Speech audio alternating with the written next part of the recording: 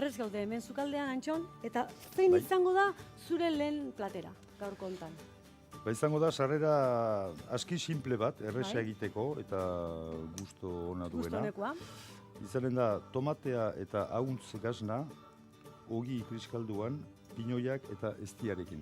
Oso ondo, hemen ditugu osagaiak, tomatea, eztia, pinaziak, ahuntz gazta, letxo desberdinak, eta gero erabiliko dugu brick pasta. Esan ditugu osagaiak, orain lanen azten gara, bai. Habek, bana-bana onondo etortzen dira prestatuta, ez alkarrekin pegatzeagatik. Bai, azten gira prestatzen barneko osagaiak. Nik olako tomatea hartu dut, zetik bere formarekin bi puska esatzen ditut, eta pixka zabaltasuna baten dio. Bi egin ditugu. Berako zuan, ateratzen da, borobilean tomateak laguntzen du, pero... Orduan, hor badira, lau xerra, eta gaznarekin berdin. Gazna esan du berak, guk gazta, baina bera, ondo moldatzen gara. Iparraldean, bai, gazna. Berdin lau, zati. Zati lodiak. Aski lodiak, bai. Ze goxoa dan, ahuntz gazta, ez da? Joku ematen du. Bai, eta beroa oso ona da, bai. Orduan hemen egiten duguna da, azten gira gazna esartzen. Bai. Olako bi. Bai. Zatik gero, itzulia ematean gazna gainean izanen da. Orduan gaznak behar du eztia gainetik. Goxo pixka, horrela. Oso ondo. Eta orain gainean, tomatea. Gainean tomatea. Tomatea noski gatzatu behar da pixka bat. Piperrautza baitara? Ez, horra ez diot piperrarik esartzen. Esartzen alda, baina bai. Batzu noiz behinka aldatu behar dira ere ohiturak eta batzuetan esarri, beste batzuetan ez. Pinoia. Pinaziak, euskeraz. Pinaziak, euskeraz, hor esartzen ditugu. Bai, pinaziak egin behar dira lehenbizi pixka bat zartagian pasa, hor egina da... Bai, pixka tostatzeko, kolore pixka bat emateko. Kolore pixka bat emateko. Krujinte gelditzeko. Hori da, eta gero poliki. Paketetxo egin. Paketetxo bat egin. Opari bat izango baliz bezala, ez da? Hola da. Itzuli. Bai. Eta gero labean sartuko dugu. Gero labean sartuko dugu, Ontzi bat urratuko dugu. Barnekoak egon behar du, gaznak urtu behar du, pixka bat, eta gero, brick pasta honek ematen dio aukera, labean sartu ezkeo, krujinte gelditzen dela. Hori da, aguan guztua ematen du, bai. Hemen utzuko dizut lana sartu hor, bai. Gero, labean sartzeko, eztia.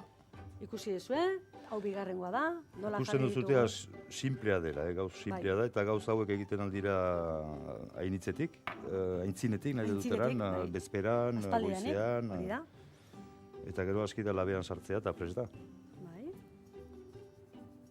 Eta berriz pakete itxiko dugu. Pinaziak. Pinaziak.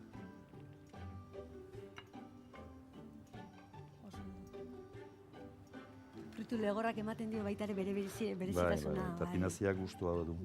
Pinazia pixka bat zartagian pasata, guztu gehiago. Indartu egiten da.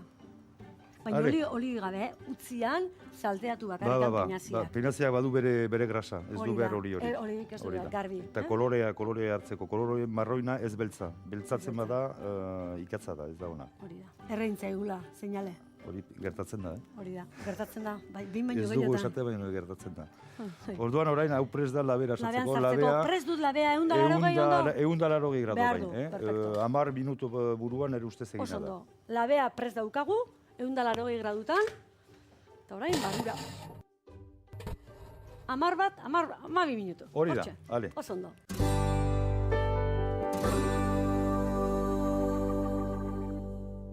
Bagoaz labea, gure plateraren bila. Normalki prest da. Bai, kolore... hau listo dago, Hola xen, berua kontuz, hemen utziko dut. Beira, ze kolore polita hartu duen. Doratu kolorean. Oso ondo. Begira. Aurkeztu egingo dugu platera. Hale ba. Oso ondo.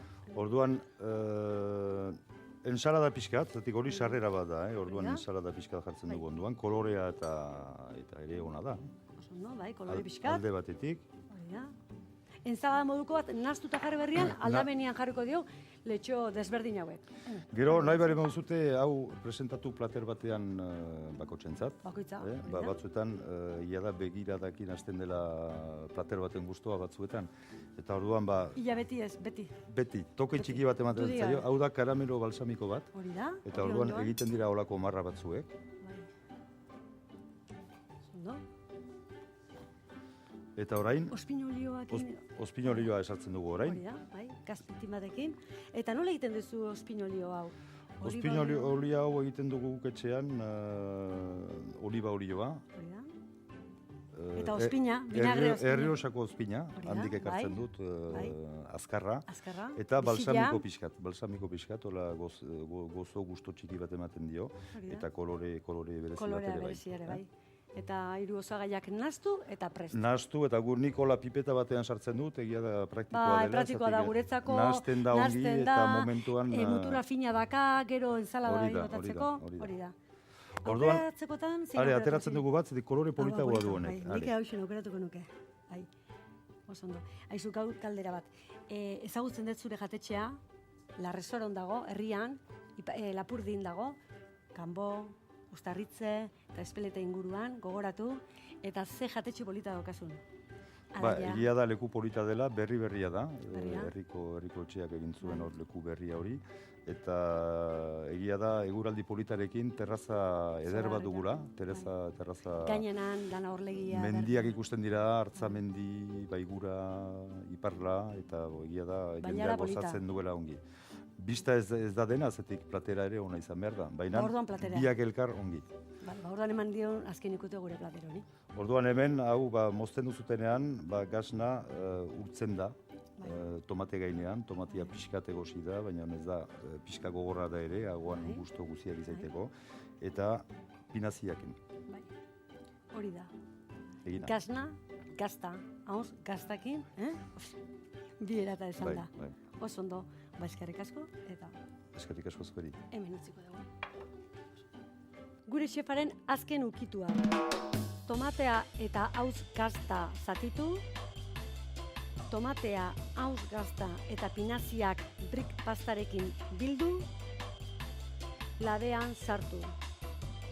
Aurkezpenean, entsaladas lagundu, Modenako karameloaz. Ze soinu... Horrela, ze pinta goxua daukan. Benetan erresa etxen egiteko, baina Larresoro berta junezkeo, han berezia jango dugu, Antxonek prestatua.